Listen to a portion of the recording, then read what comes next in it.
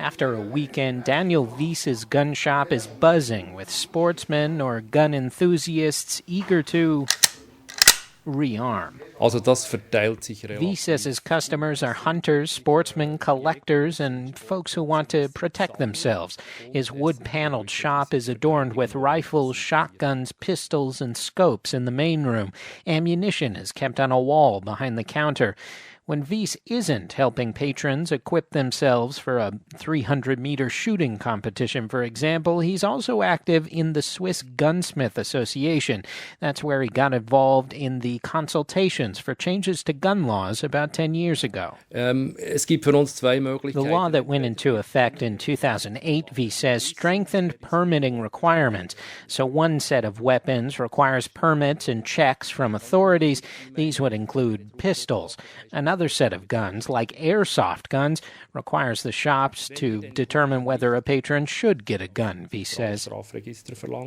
The shooting last week in Daillon has renewed political attention on the issue of guns and gun control, which has ebbed and flowed in Swiss politics for the last decades.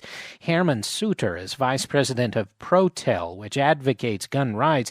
He says the recent revival of gun discussions in Switzerland is similar to other countries. If you have an incident as Newtown or Winnenden or Dunblane, then the politicians come and they cry as crazy and they make a policy to prove to people we are here and we understand you and we will enforce the law. But in fact, everybody knows it is a social question and the question of education, etc., and you never will be able to avoid such strategies. Suter calls Protel a sister organization to the NRA in the United States, despite major differences between the countries. The debate in the U.S. often sees one side resisting any sizable restriction on gun ownership based on the Second Amendment to the Constitution, which allows a right to bear arms. The Swiss have been compromising on more stringent gun rules for more than 10 years, including restrictions on how much ammunition a person is allowed. In a reasonable way, you have to do both.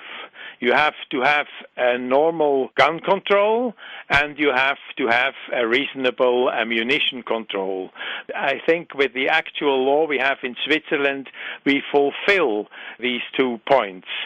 The most important point is the point of the society. Suter thinks the Swiss military tradition and sport shooting activities foster gun education from a young age, and the fact homes have guns may dissuade criminals. This argument has been seen in some American discourse as well. More guns means less crime. This provincialism of American research, the never look what's going on in other parts of the world, leads then to such crazy statements such as the more people have guns, including perhaps babies, the less you have crime. No researcher from another country probably would reach such a conclusion. Martin Kilias is a professor of criminal law at the University of Zurich. He balks at some suggestions that Switzerland's gun tradition can be connected to its low crime rate because Switzerland doesn't have a very high gun ownership rate and it doesn't have a particularly low violence and crime rate in general. The homicide rate in Switzerland is low, that is true, even within European proportions, but the general crime rate has been going up considerably over the last 20, 30 years for a number of reasons. If you see the development of the number of burglaries in Switzerland, this is a very negative trend. We have more and more every year. And if burglars would think there is a weapon in every house, I shouldn't go to a Swiss house for a burglary, this wouldn't be the figures we have recently. Roger Schneeberger is Secretary General of the Conference of Cantonal Police and Justice Directors. He says maybe 40% of Swiss homes have a weapon in them, but the homicide rate remains very low, just 15 gun deaths, not including accidents or suicides. He says from a police perspective, though, fewer guns equals less risk. If it comes up to homicides like we had in Daillon, with people who are mentally ill, then it's always the quality of a society.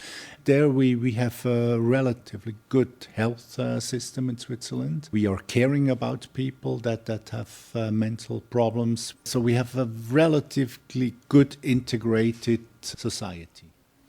Das Waffengesetz wird weiter in starker Diskussion Gunsmith bleiben. Daniel Wies agrees that fewer people fall through the cracks in Swiss society compared to a place like the United States, and maybe that is why gun incidents like Daillon are still rare. Cantons are poised to better link their gun registries to improve checks on potential gun buyers, but officials say 95,000 people have already been denied gun purchases without the more integrated system. Daniel Wies expects the trend to continue, though. The politicians will set their sights on ever tighter controls for ammunition and guns.